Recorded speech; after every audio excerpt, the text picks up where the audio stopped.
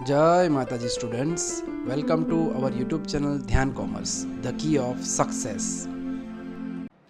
जय माताजी विद्यार्थीओ मित्रों, चैप्टर नंबर 4 प्रसारमान जोया पछी हवे આપણે આગળ જોવાના છીએ। એના સાથે સંલગ્ન ચેપ્ટર છે જે ફેલાવો માહિતીનો થતો હોય છે તેના સંદર્ભમાં આપણે હવે અહીંયા સૌથી પહેલો મુદ્દો જોવાનો છે મિત્રો, ચેપ્ટર નંબર 5 ની અંદર જે આપણી આવૃત્તિ વિતરણની વિષમતા છે।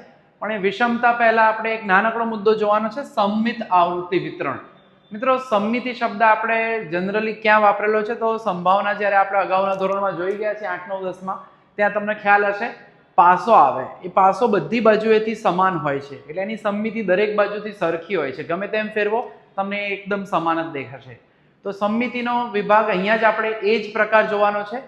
આપણે અહીંયા આ સંમિત આવૃત્તિ વિતરણની વાત કરીએ છીએ। જ્યારે પણ કોઈ પણ વક્ર દોરવામાં આવે અને આવૃત્તિ વિતરણ માટે એટલે FI માટે જો એ વક્ર આ પ્રકારનો જોવા મળે જેની અંદર વચ્ચેથી એના તમે બે ભાગ કરો તો બંને ભાગ જે છે એ સમાન હોય, બંનેની સંભાવના ભવિષ્યમાં જોઈશું ત્યારે કહીશું સમાન હોય, ત્યારે એવા આવૃત્તિ વિતરણને આપણે કહીએ છીએ સંમિત આવૃત્તિ વિતરણ। અને આ ગુણધર્મને કહેવાય છે સંમિતતા। વ્યાખ્યાની દ્રષ્ટિએ મિત્રો સિમ્પલ છે, જે આવૃત્તિ વિતરણ માહિતીના અવલોકનો બહુલકની બંને બાજુએ સમાન હોય છે।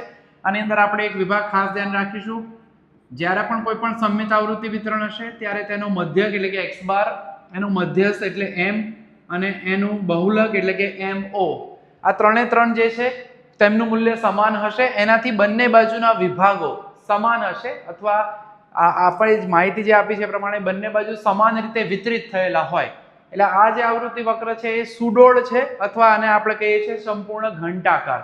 ઘંટ વગાડીએ જ્યારે મંદિરમાં તો તે ઘંટનો જેવો આકાર હોય છે એ રીતનો આકાર આનો હોય છે, એટલે સંમિત આવૃત્તિ વિતરણ અથવા સંમિત આવૃત્તિ વક્ર, આને જ આપણે કહીએ છીએ સંમિત આવૃત્તિ વક્ર। હવે પ્રશ્ન થાય આપણે આની જરૂર કેમ પડી રહી છે? તો આપણે જે ચેપ્ટરનું ટાઇટલ છે એ આવૃત્તિ વિતરણની વિષમતા છે, એટલે જો આવો વિભાગ જોવા મળે તો એને સંમિતિ અથવા સંમિતિના આધારે મળતો વક્ર સંમિત આવૃત્તિ વક્ર કહેવાય। પણ જો આવો વક્ર ન મળતો હોય એટલે કે બે વિભાગો સમાન ન હોય ત્યારે જે આવૃત્તિ વિતરણમાં સંમિતતાનો અભાવ હોય છે મિત્રો, તેને જ આપણે કહીએ છીએ વિષમતા। તો આ ચેપ્ટરની અંદર આપણે તેનો અભ્યાસ કરવાનો છે। આજના નાનકડા સેશનની અંદર આપણે મુખ્યત્વે એના કોન્સેપ્ટ, એની થિયરી, જે સંમિતિના આધારે આપણને જે અભાવ છે એના આધારે વિષમતાના પ્રકાર મળે છે તે જોવાના છે મુખ્યત્વે। તો આગળ વધીએ મિત્રો। સંમિત આવૃત્તિ વિતરણના લક્ષણોની અંદર આકાર જે મેં હમણાં તમને બતાવ્યો એના આધારે કહીએ તો એની અંદર મુખ્ય ગુણધર્મોમાં પહેલો ગુણધર્મ તો આ જ છે, મધ્યક મધ્યસ્થ બહુલક સમાન હોય છે, બરાબર। આકૃતિ વક્ર તમે કઈ જોઈ શકો છો, સંપૂર્ણપણે ઘંટાકાર હોય છે। મધ્યક મધ્યસ્થ બહુલક અર્થાત x બાર m અને mo સમાન હોય છે।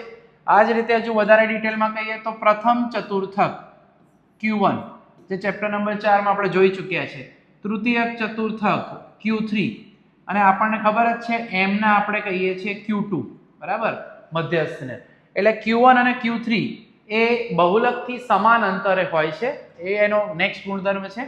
અથવા તો તમે કહો એની અંદર મધ્યસ્થથી સમાન અંતરે છે, અથવા તમે કહી શકો તે મધ્યકથી સમાન અંતરે, કારણ ત્રણેય સમાન હોય છે। પણ વ્યાખ્યાની અંદર એ લોકોએ મધ્યસ્થનો ઉપયોગ કર્યો છે, કેમ તો એ જ્યારે આગળ રીત આવશે ત્યારે હું તમને સમાવેશ કરીશ એની અંદર માહિતીનો। ટૂંકમાં પહેલો ગુણધર્મ જે છે ઘંટાકાર છે વક્ર, બીજો મધ્યક મધ્યસ્થ બહુલક સમાન છે, ત્રીજો q1 અને q3 એ થી m થી સમાન અંતરે આવેલા છે, એટલે કે q3 અને m વચ્ચેનું અંતર એટલે કે આ અંતર છે q3 અને m વચ્ચેનું પહેલું અંતર। ત્યાર પછી m અને q1 વચ્ચેનું અંતર, એટલે આ અંતરને આપણે કહી શકીએ q3 - m, હંમેશા મોટામાંથી નાનું બાદ થાય, આ અંતરમાં આપણે m - q1 કહી શકીએ, એટલે કે q3 - m અને m - q1 બંને કેવા થશે?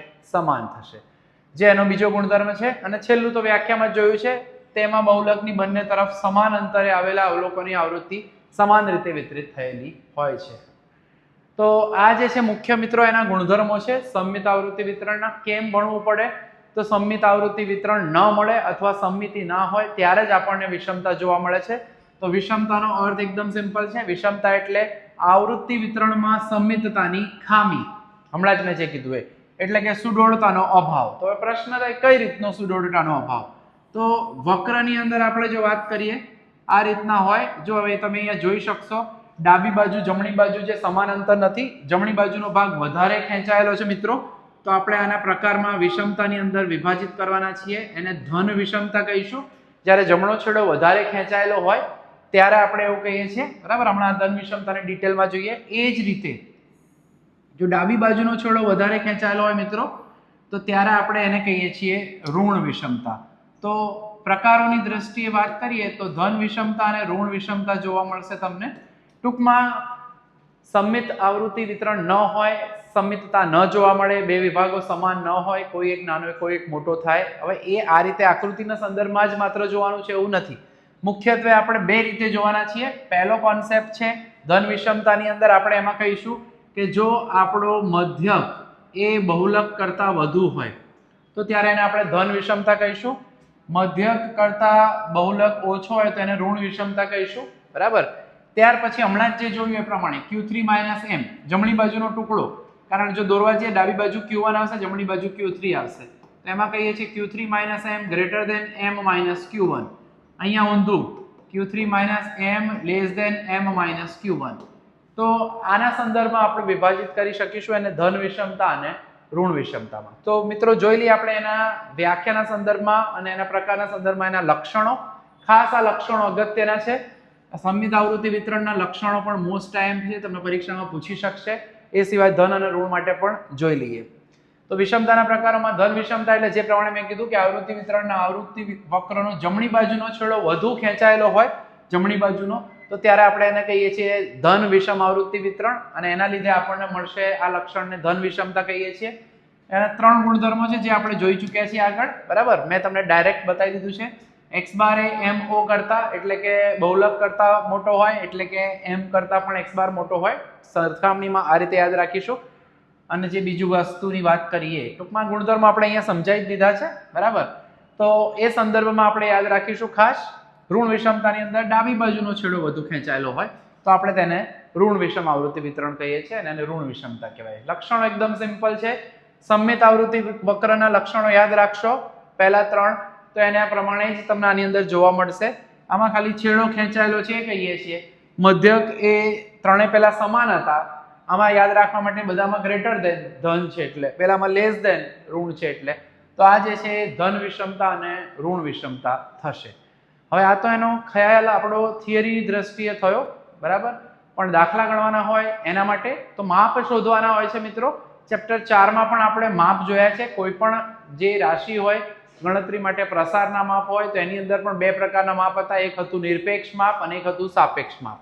એ જ રીતે મિત્રો વિષમતાના પણ અહીંયા આપણે બે પ્રકાર જોવાના છીએ, નિરપેક્ષ માપ અને સાપેક્ષ માપ. એના સમષ્ટિના ચલના એકમમાં દર્શાવતા વિષમતા માપને વિષમતાનું નિરપેક્ષ માપ કહેવામાં આવે છે, એટલે કે નોર્મલ વિષમતા કહીશું. અંગ્રેજીમાં વિષમતાને મિત્રો સ્ક્યુનેસ કહે છે. સ્ક્યુનેસ એટલે એના ઉપરથી એનો નોટેશનમાં પહેલા બે લેટર લખીએ છીએ, SK કરીને લેવાય છે. એ ખાસ ધ્યાન રાખીશું, બરાબર. જનરલી જે છે આ જે છે પરીક્ષામાં થિયરીમાં નથી પૂછતા, આપણે ખાલી આપણા ખ્યાલ માટે યાદ રાખવાનું છે. તો પણ બે મુદ્દાઓ છે. જુદા જુદા એકમો ધરાવતી સમષ્ટિના તુલનાત્મક અભ્યાસ માટે ન થાય, તુલનાત્મક અભ્યાસ માટે જ આપણે સાપેક્ષ માપ આગળ ભણી ગયા છીએ, યાદ હશે જ આપને ચોથા ચેપ્ટરની અંદર, બરાબર.